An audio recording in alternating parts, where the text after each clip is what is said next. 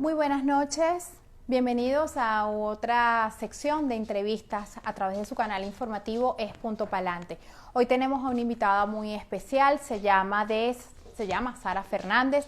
Ella es abogada y oficial de Incidencia Internacional del Centro de Justicia y Paz, una ONG que se encarga de velar por los derechos humanos, sobre todo aquellos que son de la población migrante. Vamos a esperar la conexión.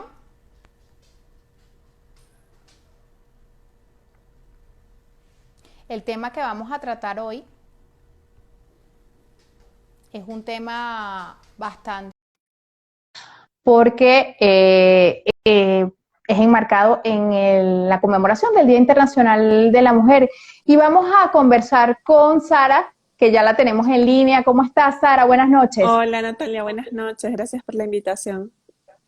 Bienvenida. Vamos a comenzar sobre la situación de las mujeres migrantes, los peligros a los cuales se exponen, porque bueno, muchas viajan sin documentación, son víctimas de la explotación tanto laboral, de hecho en algunos casos son víctimas de abuso sexual, y también sobre la cifra de feminicidios registrada de mujeres migrantes en el exterior, basada en un informe que realizó esta institución entre el año 2020 y 2021. Sara, te cedo la palabra para que nos comentes un poco cómo es el perfil, porque me habías comentado en estos días que en un principio el hombre era el que migraba, ¿no? Y hacía el paso, hacía como el piso para luego buscar a la mujer, ¿no? Y a sus hijos y sentar la familia. Pero desde la pandemia, de hecho un poquito antes de la pandemia, se ha notado más la migración de mujeres solas, de hecho embarazadas, en condiciones que no son las más convenientes para migrar, porque bueno, caminan trochas, van en bus. Entonces quisiéramos que nos pongas un poco el contexto, cuál es el perfil de la mujer que migra, más o menos de qué edades y todo esto, cuál es la situación que se está presentando. Sí, efectivamente, realmente hablamos como de dos olas migratorias distintas. Al principio hablábamos de una ola migratoria donde eran muchos hombres que migraban para buscar mejores condiciones de vida, mejores condiciones laborales, incluso como para buscar medios para subsistir.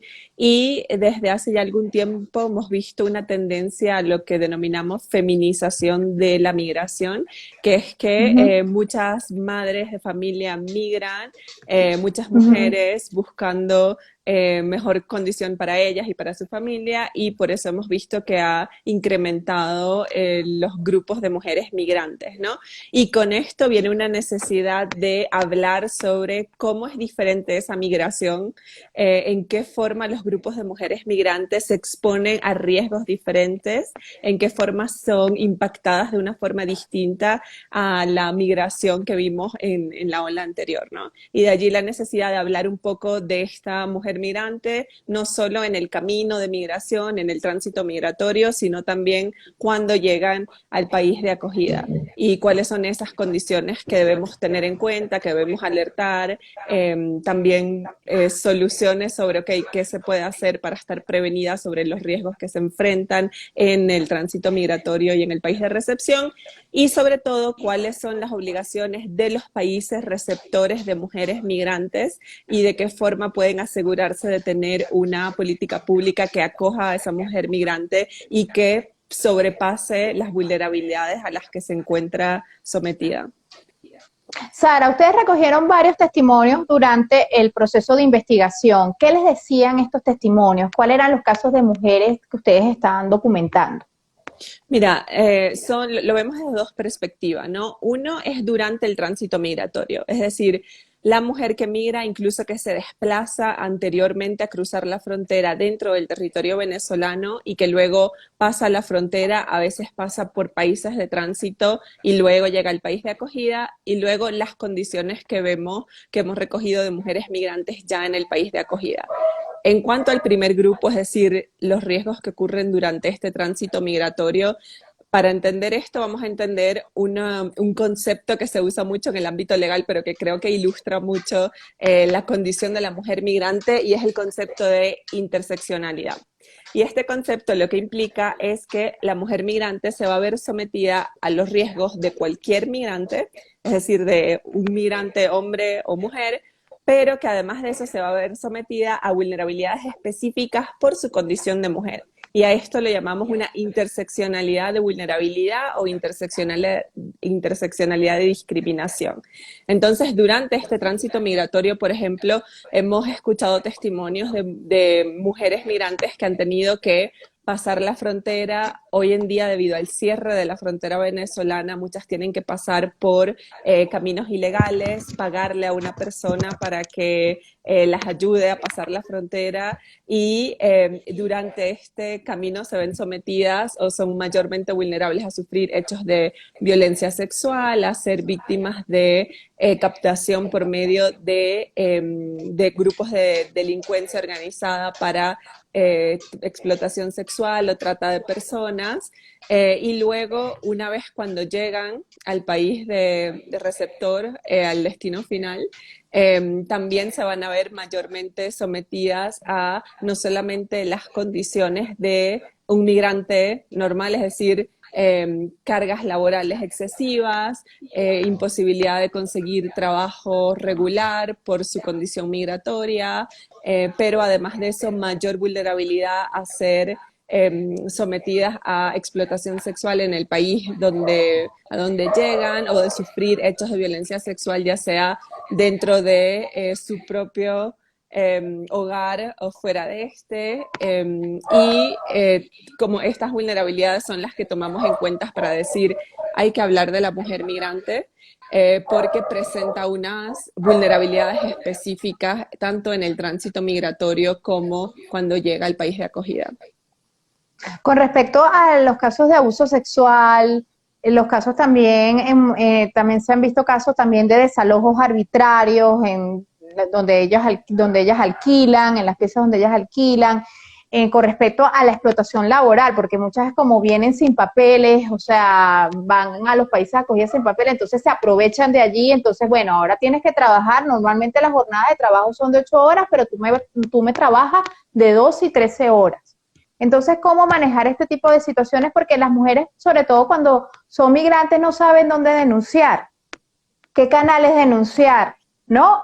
Y también tienen miedo porque, bueno, ¿y si me devuelven, si me regresan, si me deportan? Entonces, hay ese tipo de, entre la falta de información y ese temor, entonces, pues, ser víctima de un abuso. No, sin duda, y esto es algo común a todos los migrantes, el hecho de ser susceptibles de explotación laboral, es algo que afecta a las mujeres y al resto de los migrantes. Con el caso de las mujeres hay una particularidad, y es que las mujeres usualmente tienen la mayoría de las obligaciones del hogar y la carga del cuidado de familiares o de los niños, si los hay. Exacto. Entonces, además de la carga laboral, se ven expuestas a la carga desproporcionada dentro del hogar, y con respecto al cuidado de los niños, ¿no? Entonces estamos hablando de una doble carga, no solo la explotación laboral, sino también la explotación en el ámbito privado. Aunado a esto, muchas veces, precisamente por la sobrecarga que tienen en el ámbito privado, tienen menos posibilidad de integrarse al ámbito laboral de forma equitativa con los hombres, y esto además las aísla más. Recordemos que cuando una mujer migra y llega a un país donde no conoce a nadie, donde usualmente no tiene familia, se encuentra en cierta medida ya aislada de ese entorno social que puede servir de apoyo y que la puede proteger ante hechos de violencia o de explotación, ¿no? Pero cuando la mujer migra no cuenta con este entorno, y si aunado a eso No. tenemos que no se puede insertar muchas veces al campo laboral en forma equitativa, vemos que realmente se encuentra mucho más aislada que lo que puede estar el hombre migrante, ¿no? Y esto es preocupante si tomamos en consideración que la mayoría de los hechos de violencia contra la mujer ocurren en el hogar, ocurren en el hogar o en lo íntimo, en lo privado. Entonces, esta particularidad de aislamiento es verdaderamente preocupante. Sí, sí, de verdad que es terrible. Te quería preguntar, ¿qué se ha hecho a nivel internacional? ¿Cómo ustedes como ONG han articulado con las organizaciones, por ejemplo, de los países acogida, por ejemplo, de Argentina, en Chile, en Perú, donde también se ha visto bastante discriminación y violencia contra la mujer, también en México? ¿Cómo se han hecho ustedes para articular con las ONG de allá para que se pueda sumar esfuerzos y un sistema de protección para la mujer migrante y sobre todo también mientras la mujer migrante se traslada, cómo a través de preservar lo que es toda esta parte desde que ella se mueve de Venezuela hacia el destino, cómo protegerlas en ese tránsito. Mira, uno de los llamados que nosotros hemos hecho y para lo cual hemos utilizado también los mecanismos del sistema interamericano es que los países de acogida y los países de tránsito tienen una obligación internacional. Y esa obligación internacional que en el caso latinoamericano la vemos en la Convención Americana de Derechos Humanos y también en la Convención Belém do Pará, de las cuales, por ejemplo, México es parte de ambas. Y lo que vemos allí es la obligación que tiene el Estado, número uno, de tomar acciones positivas para asegurar la integridad física y psicológica de la mujer migrante y también de tomar todas las acciones necesarias para prevenir cualquier caso de violencia contra la mujer o sobre todo una violencia contra la mujer migrante que sea estructural, ¿no? Y por eso hemos llamado a los países de acogida a establecer una política pública que tenga un enfoque de género para que permita tener conocimiento de esta vulnerabilidad, reconocer esta vulnerabilidad particular que tiene la mujer migrante y elaborar una política de migración que tenga esto en consideración y permita insertar a la mujer en la vida social y económica del país. Esto tomó especial relevancia con las medidas para atacar el COVID-19 o para las medidas para prevenir los casos de COVID-19, porque el llamado que hicimos desde CEPAD fue las medidas del COVID-19 no pueden implicar quitar la prioridad que tienen las medidas para las mujeres migrantes, sobre todo, por ejemplo, un tema es en el tema de salud sexual y reproductiva, como no se puede tener prioridad sobre la atención de pacientes de COVID, por ejemplo, en menosprecio del acceso a la salud de las mujeres, especialmente en este caso de las mujeres migrantes, y cómo el Estado tiene una responsabilidad de proteger a estas mujeres de violencia y asegurar que se inserten en la sociedad. Ese fue como uno de los puntos principales y es uno de los llamados que hemos hecho.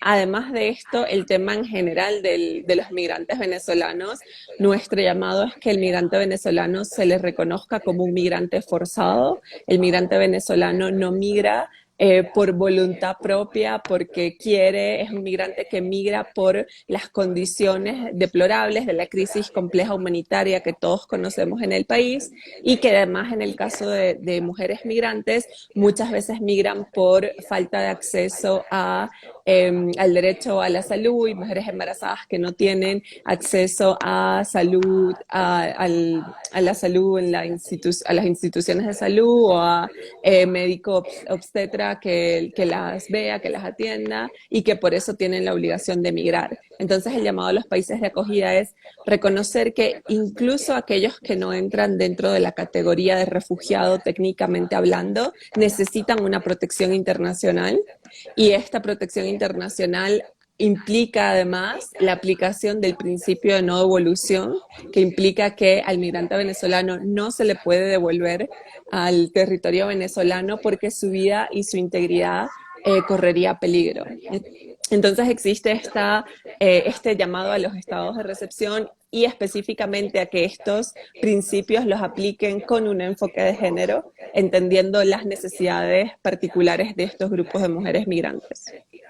¿Han tenido respuesta de estos países de acogida? Porque, por ejemplo, ahorita recientemente estaba el caso de la joven venezolana que fue ultrajada allá en Argentina y que pues la jueza que estaba a cargo pues dio el caso, o sea, había cerrado el caso, o sea, no había cargos para después que se armó un alboroto, se tuvo que armar una marcha para que se tomara en cuenta y que esta persona fuese detenida, fuese buscada y detenida. Entonces, ¿cómo lograr un cese a la impunidad en este tipo de casos? Y sobre todo a los migrantes, porque, de hecho, muchos internacionalistas y muchos abogados me dicen que el tema acá con la población migrante es que no somos una prioridad para los estados. Ya los estados ya tienen sus problemas, entonces, bueno, viene otra, los problemas de los migrantes es como que muchos estados no están preparados para asumir los problemas y los riesgos a los que se enfrentan los migrantes.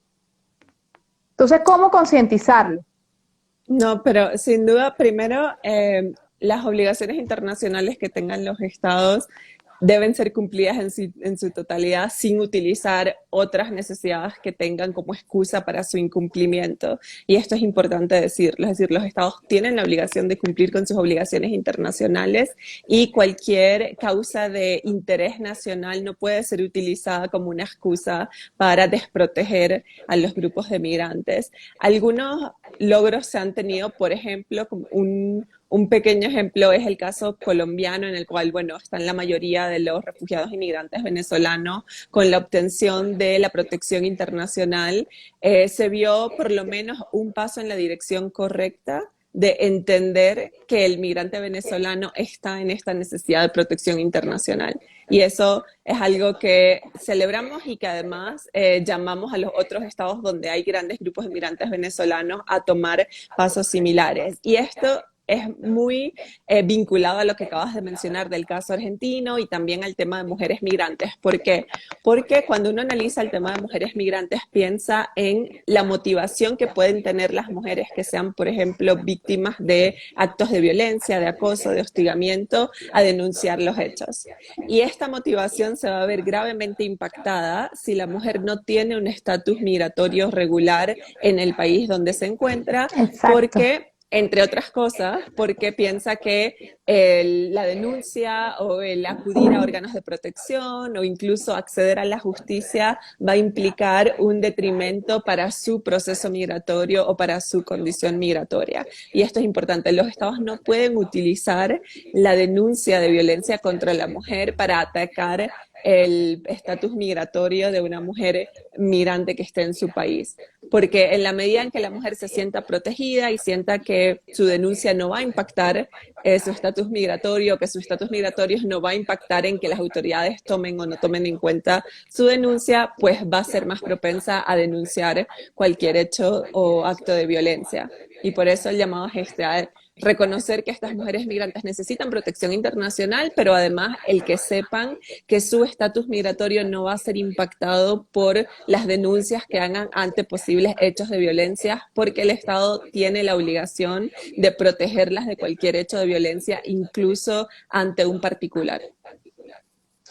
Se habla mucho de campañas informativas, sin embargo también, de hecho lo he visto en los informes de las ONG, que hay muy pocas campañas informativas para decirle a las mujeres migrantes cuáles son los organismos donde ellos tienen que denunciar este tipo de atropellos cuando son víctimas, como te dije, de explotación laboral, de explotación sexual, en la parte de los papeles, que no les reconozcan, porque de hecho hasta a mí me han llegado denuncias también aquí en México, que son las que estoy documentando también, de que les han negado a sus hijos presentarse en los registros, en las notarías, registrar a sus hijos que nacieron acá en México en las notarías.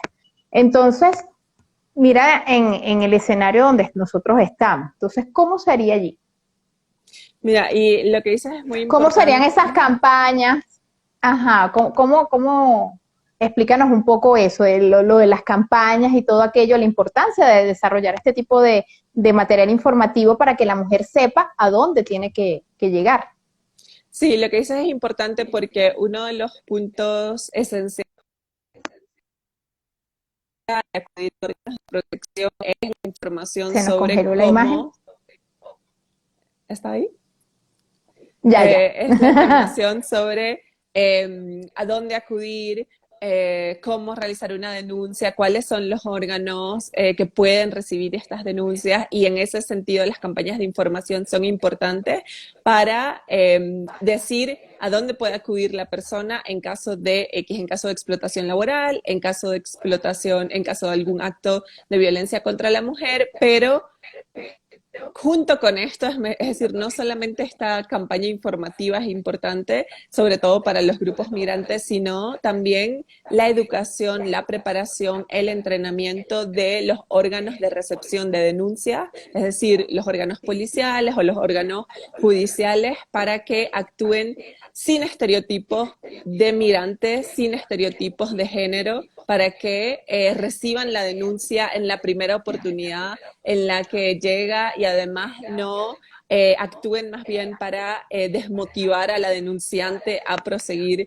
con su proceso, porque es lo que vemos en muchos casos de violencia contra la mujer. Vemos que cuando se acude a los órganos policiales, la primera reacción que tienen es muy importante para decidir si continúan o no continúan con el proceso. Es decir, si su primer contacto es con un órgano policial que la desestima, que le pregunta si en serio quiere denunciar, que le dice que esos son temas privados, que por qué tiene que venir a denunciar, que resuelva sus cosas privadas por sí sola. Ujú. Esto la va a desmotivar para continuar con este proceso, y más bien va a cuestionarse sobre si Sí. realmente merece esta protección por parte de los órganos del Estado, ¿no? Entonces es, por una parte, realizar esta campaña de, mira, conoce el sistema en donde te encuentras ahora, conoce el sistema judicial, aquí puedes llamar, aquí puedes plantear tu denuncia, pero también un entrenamiento para los órganos que toman esa denuncia,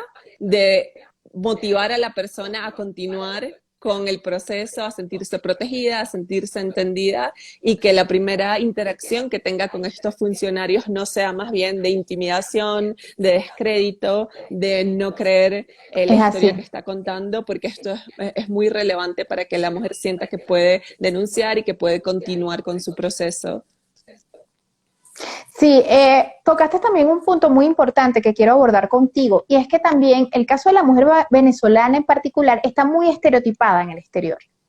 De hecho, a nivel de trabajos, a nivel de, hasta en las redes sociales, sobre todo en los grupos de venezolanos en México, he notado mucho que necesito para que trabajar en un restaurante a una mujer con estas medidas, con 90, 60, 90, que sea venezolana, que sea delgada y que sea agraciada.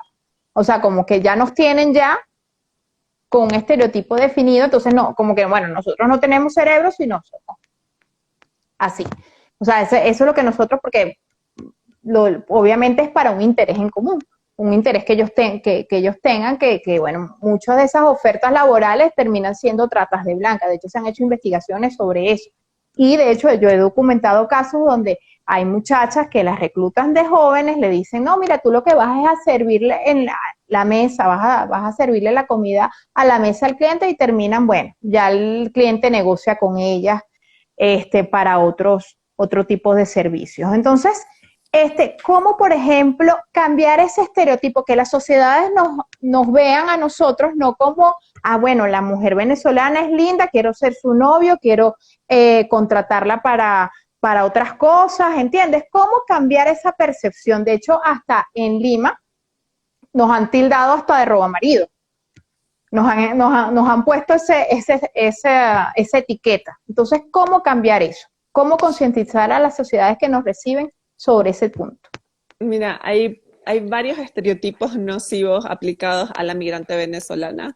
Por un lado, tienes el estereotipo de, bueno, seguramente está indocumentada, es vulnerable a recibir ofertas laborales que impliquen ya sea una sobrecarga en su trabajo, pero también explotación sexual, captación para otros fines, y al mismo tiempo tienes una hipersexualización de mujeres y niñas venezolanas migrantes.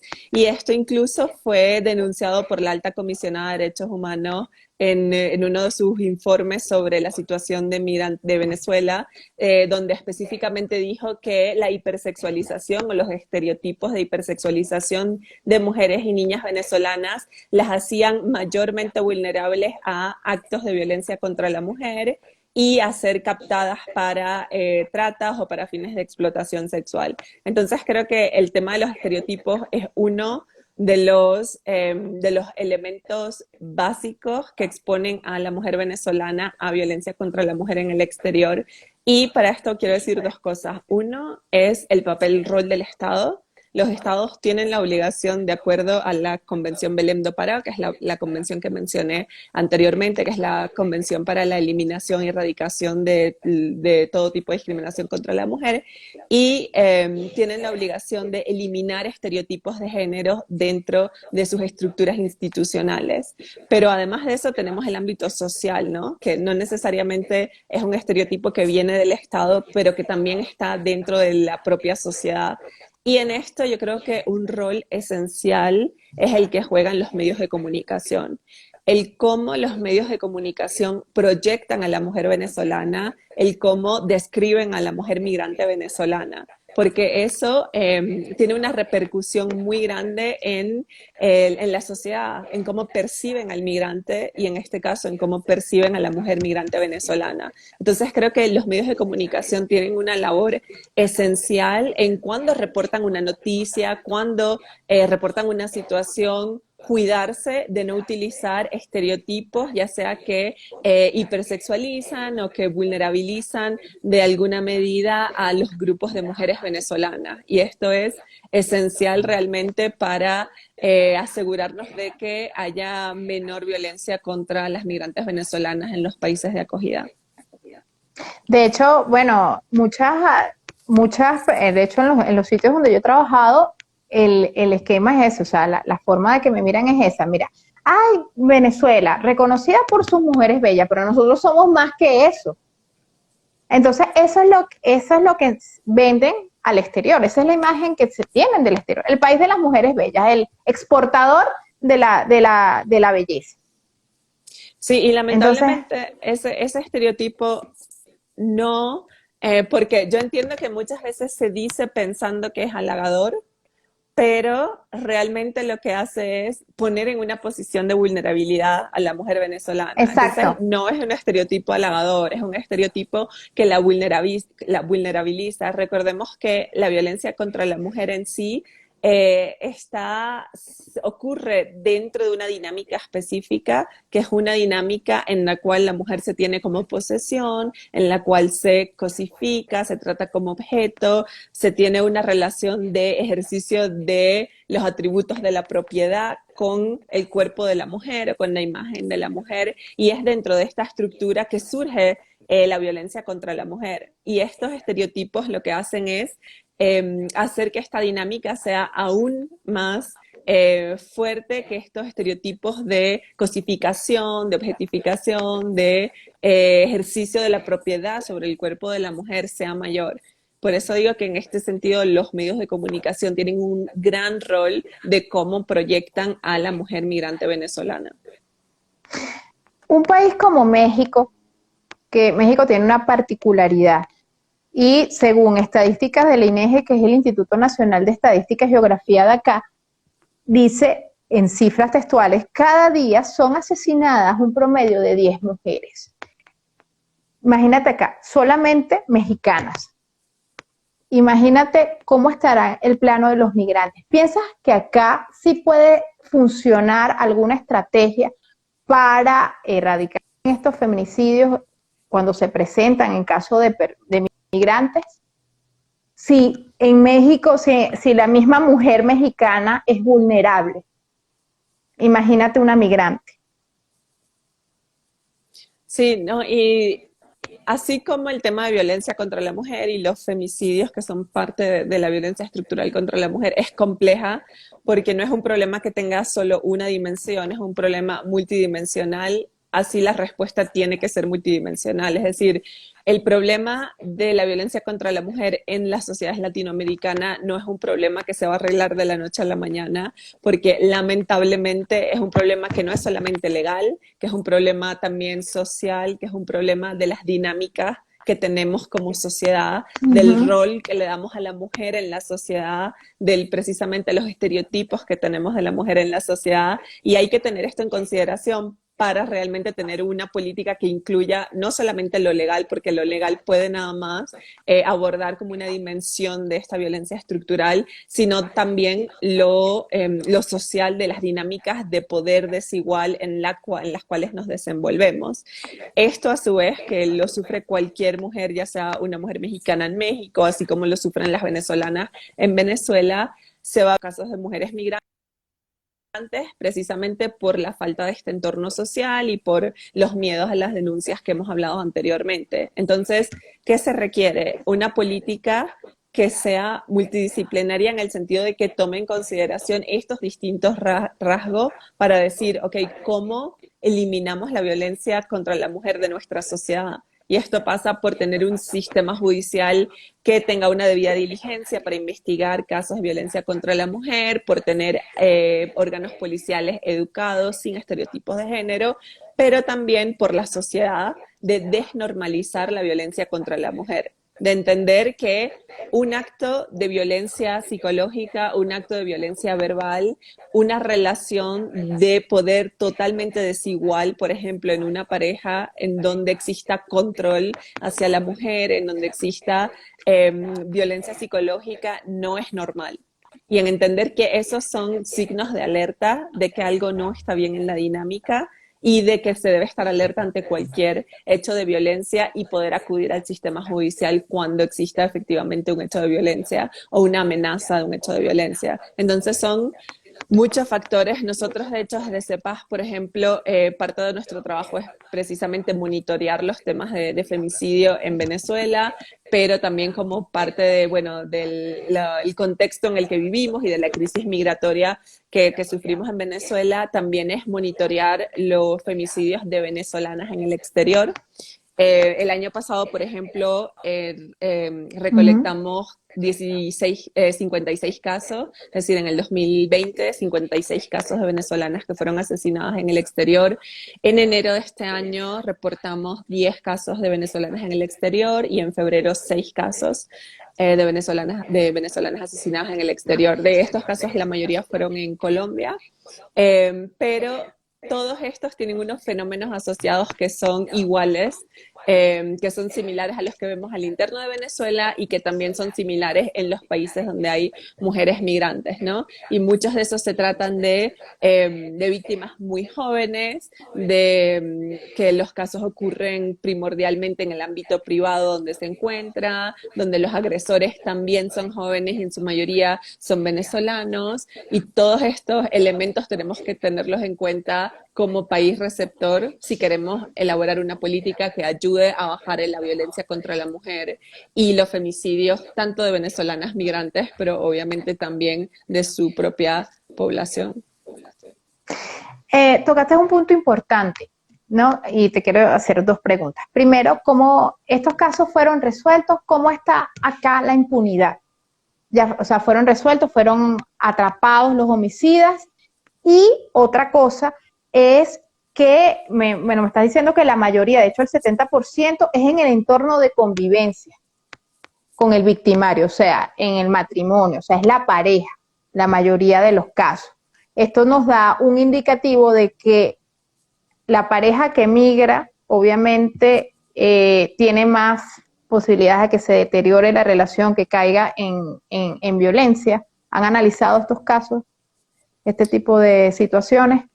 Sí, bueno, con lo último que dice, sí, una de las cosas, como uno de los fenómenos asociados que nosotros sobre los que hemos querido entablar una discusión, es precisamente el tema de que la mayoría de los casos, en el caso de femicidios de venezolanas en el exterior, pero también en los casos de femicidios dentro de Venezuela, la mayoría de los casos el agresor es una persona que tiene un vínculo relacional con la víctima.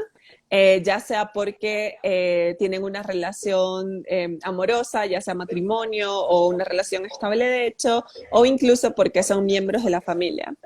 Entonces, esto es una característica muy particular de los femicidios, tomando en Ujú. cuenta también que la mayoría ocurren en lo privado, en la casa, porque implica una responsabilidad mayor por parte del Estado de entender que lo que ocurre lo que ocurre en el ámbito privado también es digno o también es de importancia para la acción pública, para las políticas por parte del Estado, ¿no? Con respecto a las venezolanas migrantes, el hecho de que la mayoría de los agresores sean venezolanos nos lleva a pensar que existe primero una mayor tensión, obviamente que viene con la migración, con el llegar a un país que no se conoce, pero también el hecho de que cuando la mujer cuando la pareja migra, la mujer pierde el contacto con su entorno y con su apoyo social y familiar. Entonces esto la hace mayormente vulnerable a sufrir hechos de violencia por parte de su pareja. Pero sin duda este elemento de lo que llamamos femicidio íntimo, que es un femicidio que ocurre donde el agresor tiene una relación con la pareja, es uno de los elementos a tener en cuenta para poder buscar una solución. Ok, en este caso, ¿cómo se previene mayormente, no? Y esto lo vemos aún más impactado por la cuarentena, por las medidas de cuarentena o de aislamiento. ¿Por qué? Porque las medidas de cuarentena precisamente van a obligar a la mujer a quedarse en el lugar en donde es mayormente vulnerable y con la persona que es potencialmente su agresor. Y esto implica una obligación por parte del Estado de crear líneas de atención. Algunas, por ejemplo, medidas que se tomaron aquí en Colombia durante la cuarentena fue el establecer una red de apoyo con supermercados y farmacias para que cuando la mujer acudiera a estos lugares pudiera denunciar si estaba sufriendo algún hecho de violencia y ellos pudieran tomar la denuncia y ponerla en contacto con algunos órganos policiales. Esto es solo un ejemplo de cómo algunas medidas sí son tomadas tomando en cuenta estos fenómenos asociados de femicidio íntimo que vemos en muchos casos de venezolanas en el exterior. Y había otra pregunta, ¿no? Que no he respondido. Sí, los resueltos. Han sido resueltos estos casos, estoy hablando de los 52 asesinatos ocurridos durante el año 2020 y también del 1 al 31 de enero también se han registrado 10 feminicidios de venezolanas en el exterior. ¿Han sido estos crímenes esclarecidos o han Bueno, quedado envueltos en el manto de la impunidad? la verdad es que como nosotros no manejamos las cifras de los otros países, además de las cifras venezolanas, pero lo cierto es que, bueno, si hubo un caso que comenzó enero, febrero, posiblemente todavía esté en curso, es decir, es muy pronto para decir realmente si hay impunidad o no hay impunidad en estos casos. Lo cierto es que sí es importante que exista debida diligencia en estos casos y creo que fue un poco lo que vimos con la presión de sociedad civil en Argentina, de sociedad civil venezolana en Argentina, con el caso de la venezolana que fue agredida en Argentina, es que no debería haber esta presión para que los órganos judiciales actúen con debida diligencia. Es decir, cualquier No. caso de una venezolana o obviamente de cualquier mujer, pero en este caso de una mujer migrante venezolana que sea víctima de un hecho de violencia contra la mujer o de un hecho de femicidio, en ese caso sus familiares, tienen derecho a acceso a la justicia. Y este tiene que ser un acceso donde los órganos policiales y los órganos judiciales actúen con debida diligencia, sin estereotipos, con la rapidez necesaria para esclarecer los hechos. Y esto es sumamente importante tanto para la víctima de violencia contra la mujer como para sus familiares en los casos de femicidio. En el caso venezolano, por ejemplo, una de las cosas que nosotros hemos denunciado es la inexistencia de un registro oficial. Es importante que los estados tengan un registro oficial de femicidios en donde tomen los datos no solamente del número de femicidios que ocurrieron, sino también de cuál fue el modus operandi que se utilizó, si hubo un Los arma de móviles. fuego, exacto, cuál fue el móvil la motivación del agresor, cuál es el perfil de la víctima, qué edad tiene, cuál es el perfil del agresor, en dónde ocurrieron, porque estos datos son los que van a permitir, al analizarlo, tener una política que vaya realmente a bajar los niveles de violencia contra la mujer. Y esto es importante, no solo la debida diligencia en los procesos judiciales, sino también el registro de femicidios de venezolanas en el exterior para poder diagnosticar qué tan grave es el hecho, ¿no? Nosotros desde CEPAS, por ejemplo, desde el Observatorio Digital, hacemos un monitoreo constante de cuáles son los casos que se reportan, pero esto no suplanta la actividad del Estado. Es el Estado quien tiene la obligación de recolectar data, de analizarla y de utilizarla para la creación de una política pública para bajar los índices de violencia contra la mujer. Una pregunta, ¿cómo recogen esta data? ¿Ustedes realizan un monitoreo de prensa, hacen un arqueo de prensa? ¿Cómo es la recolección de ustedes? ¿O se dirigen a los organismos, a las fiscalías de otros países a recoger esta data? ¿Cómo es la recolección de data? ¿Y con los perfiles de las víctimas, las edades? Y bueno, ya tenemos acá que, bueno, si el 70% fue en el entorno de convivencia con la víctima, fue más que todo asociado a lo que es un tema de violencia doméstica. Entonces, ¿cuáles fueron estos patrones que ustedes evidenciaron durante el estudio? Bueno, lo que se hace desde el observatorio es realizar un arqueo de fuentes noticiosas. ¿Por qué? Porque, por ejemplo, el estudio principal se hace en Venezuela sobre los femicidios que ocurren en Venezuela, sobre todo a raíz de la inexistencia de data oficial. Existe una diferencia entre los hechos de violencia contra la mujer y los femicidios y las denuncias de esos hechos. Es decir, no siempre el número de denuncias va a coincidir con el número de hechos que realmente ocurrieron, porque el número de denuncias solamente dice cuántas de esas víctimas acudieron al sistema judicial, que en el caso venezolano, por ejemplo, son pocas las víctimas que acuden al sistema judicial cuando sufren hechos de violencia. Entonces, lo que se realiza es un arqueo de fuentes, de reportes y noticias sobre los hechos que ocurrieron y se analiza toda la información que se obtiene, incluyendo edades de la víctima, cómo ocurrió el hecho, dónde ocurrió, cuál fue la motivación, si existe noticias sobre eso. También, por ejemplo, si existía o no existía denuncia previa de esa víctima contra ese agresor, para determinar cómo ocurrió, cuáles fueron los motivos, pero también cuáles son los factores de riesgo que se pueden presentar para que ocurra un femicidio, ¿no? Y aquí quiero decir algo importante, y es que cuando nosotros vemos un femicidio, ese es el último paso, ese es el punto final de un ciclo de violencia preexistente que ya existía. Ya sea violencia psicológica, ya sea violencia verbal, violencia patrimonial, acoso, hostigamiento en contra de la mujer. Es decir, cuando vemos un femicidio, sobre todo en los casos de femicidio, por supuesto, íntimo, ya existía un ciclo de violencia. Y esto nos lleva a preguntarnos, ¿durante ese ciclo de violencia la mujer denunció los hechos o no los denunció? Y si no los denunció, ¿por qué no los denunció?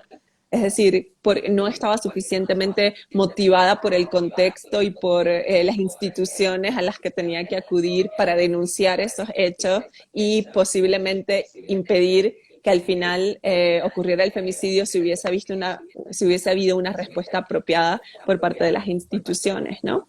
Lo otro que hemos dicho es que la mayoría de las víctimas de femicidios, tanto de venezolanas en el exterior como de venezolanas dentro del territorio, son bastante jóvenes, la mayoría está en edad reproductiva, también los agresores tienden a ser jóvenes.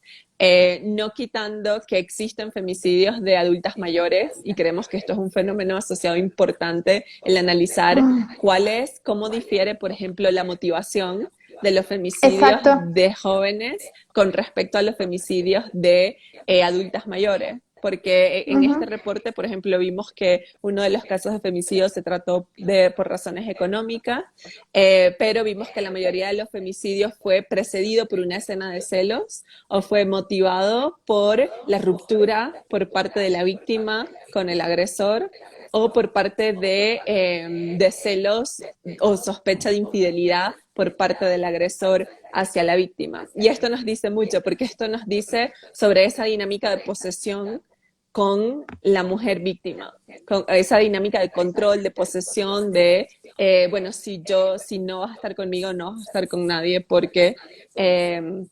y acudir al asesinato, al femicidio para impedir que la mujer tenga su libertad o pueda estar con otra persona, o pueda estar sola o simplemente quiera salir de esa relación en donde se encuentra. Entonces, por eso nosotros, incluso el año pasado, lanzamos una campaña que se llamaba Son Mujeres No Número, porque creemos que los femicidios no debemos tratarlos solo en términos de número, sino que debemos De cifras. comprender, sí, de cifras, sino cuáles son esos fenómenos asociados que estamos viendo, cuál es esa motivación, cuál es ese perfil. Eso es lo que nos va a permitir entender el femicidio como tal, entender esa dinámica, ¿no? Más allá de un simple número de si hubo 10 femicidios venezolanas en el exterior en enero, hubo 6 femicidios de venezolanas en el exterior en febrero, hubo 56 femicidios el año pasado, pero ¿cuál era esa dinámica dentro de la cual esta mujer fue víctima de estos hechos? Volviendo al tema de que, bueno, la mayoría son venezolanos de los agresores, eran sus parejas y son de nacionalidad venezolana. ¿El venezolano es violento? ¿El hombre venezolano es violento? Mira, realmente no es una cuestión de nacionalidad, es decir, en este caso, como estamos tratando de víctimas venezolanas, no es sorprendente que la mayoría de los agresores, sobre todo porque se trata de femicidios íntimos, sean venezolanos. No se trata de nacionalidad, se trata más bien de una estructura de pensamiento, ¿no? Y yo creo que esto lo sufrimos muchos países latinoamericanos y es precisamente de esta dinámica que se tiene, de estos estereotipos, de este rol, de este tipo de relacionarse, que no siempre se hace en términos de igualdad, que implica control, que implica posesión, y sin duda, tanto en Venezuela como en muchos otros países latinoamericanos, esto es algo con lo que tenemos que luchar, contra lo que tenemos que luchar, y es el entender que hasta que no tengamos una dinámica saludable en la cual realmente estemos en paridad, en igualdad, en una relación en donde la forma de relacionarnos con la mujer no sea de cosificación, no sea de propiedad, sino que sea realmente de un respeto hacia la libertad de esa persona. En esa medida vamos a mejorar también en el tema de violencia contra la mujer, obviamente sin mencionar todas las obligaciones que los estados tienen para asegurarse de que esto ocurra, pero también está muy ligado a esa dinámica social, ¿no? Yo no lo pondría como el hombre venezolano, por supuesto, porque es mucho más complejo que eso. Es una dinámica cultural muy compleja que hace que hechos como estos ocurran, pero que no están ligadas realmente a la nacionalidad. Claro, y si le añadimos el ingrediente de la migración, de estos cambios, de por ejemplo que muchas personas quedaron desempleadas durante la pandemia, entonces el hombre en casa, amargado porque no tiene cómo pagar la renta, cómo pagar la comida, no tienes un apoyo familiar tampoco, porque por lo menos migran solos con la pareja y los hijos, entonces creo que eso también es un ingrediente, es un detonante de violencia. Sí, y es que sin duda, si hablamos de femicidio, por ejemplo, lo importante es comprender que el femicidio en sí no puede entenderse aislado. Es decir, si queremos entender el femicidio, tenemos que entender la violencia estructural que existe contra la mujer en nuestro país y en muchos países de Latinoamérica, porque el femicidio es una consecuencia de esa violencia estructural, no es un hecho aislado, no es una causa en sí misma, sino que es la consecuencia de prácticas mucho más profundas de violencia contra la mujer y también acompañada, por supuesto, de una falta de accionar por parte de los estados para elaborar políticas públicas que logren quitar estos estereotipos, estas estructuras, estas dinámicas dentro de la relación con la mujer y, por supuesto, a nivel institucional de asegurarse de que las mujeres víctimas de violencia contra la mujer tengan la confianza de acudir a órganos judiciales y se sientan protegidas. Y esto me lleva a algo que creo que es importante y es con respecto al tema de la denuncia. Nosotros hemos dicho